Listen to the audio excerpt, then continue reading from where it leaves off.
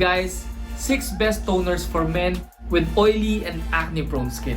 This is in no particular order, starting off with 98% aloe vera from Lux Organics. This one is a calming toner. So kung meron kang mga nagagalit na mga tigyawat or acne, this one is good because this will balance your pH level. If you're not using a pH balance cleanser, make sure na gumamit ng pH balancing toner para maging kalmado yung skin mo. It's not too acidic, it's not too alkaline. And as you continue using it, it will help with the healing of acne. Also, since it's 98% aloe vera, of course it's hydrating. So it will also help with balancing your oil production. This is priced at 199 pesos. Also can be found in Watsons.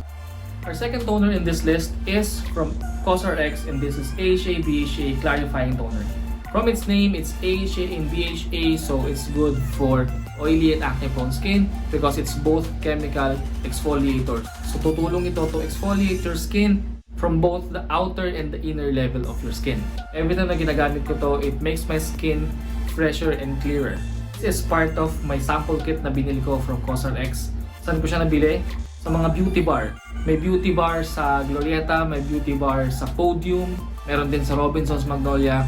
Kung natatakot kayo bumili online ng mga CosRX brand, go to beauty bar stores. Doon mas makasigurado kayo na legit yung mapipili nyo.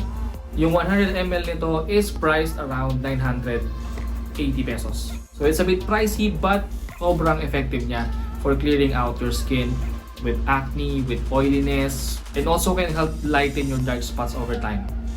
Next one is from Lux Organics. This is Whitening Repair Essence Toner with Niacinamide and Licorice Extract. As you can see, paubos ko na siya and ilang buwan kong itong ginagamit. And yung effects nito sa akin is it brightens my skin. Hindi siya nakakaputi, although nakalagay na whitening siya, pero hindi siya nakakaputi sa akin. It's more of like brightening my skin, making my skin look fresh and glowing. Nakakatulong din siya to lighten yung mga maliliit at saka mabababaw na dark spots, yung mga pinag-iwanan ng acne na maliliit. In continuous use, makikita mo na talagang nag-fade siya. So this one is really good. It's also mild. You should not have any problems with this one.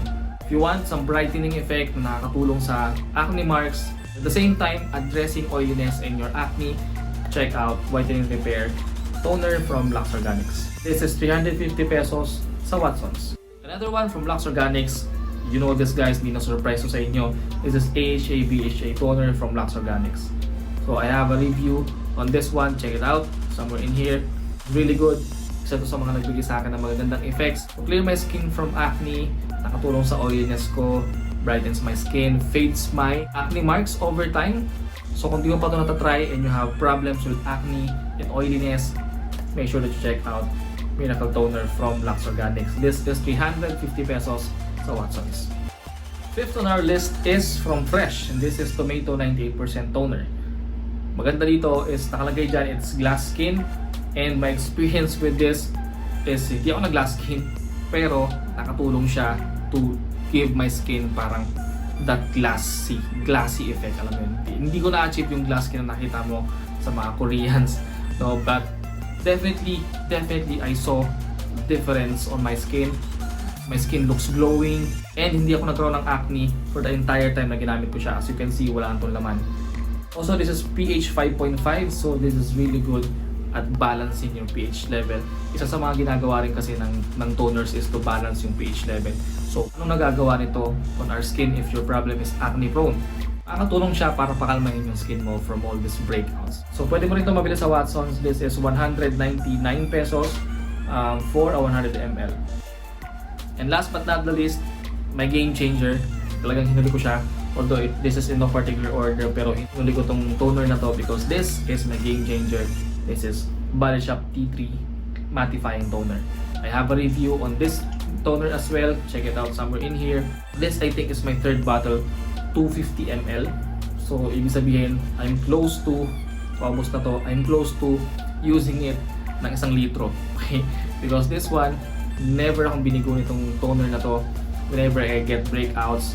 Ito yung parang nagsisilbing gamot sa skin ko kapag may mga breakouts ako. And it does two things. It kills my acne for a week or maybe less. Okay? And then, it makes my skin less oily throughout the day. Okay? This is a very potent tea tree based toner. Though it's a bit pricey, this is around 600, almost 700 pesos. But again, 250 ml, matagal mo siyang gagamitin, and sobrang effective siya.